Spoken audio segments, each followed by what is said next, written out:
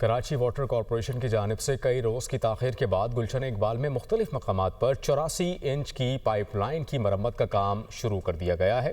मज़ीद तफसीलात जान लेते हैं दुनिया न्यूज़ के नुमाइंदे अली मेहदी से। अली, अपडेट कीजिएगा इस मामले पर।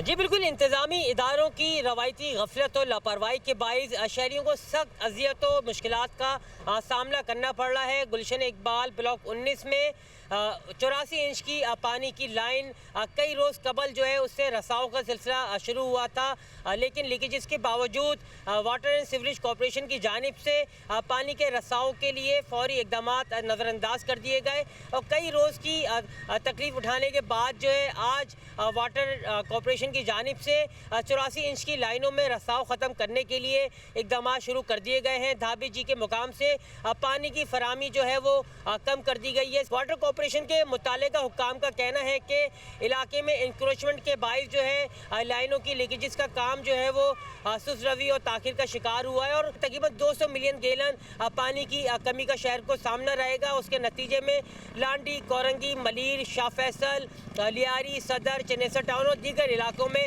पानी की फराहमी मुतासिर होगी।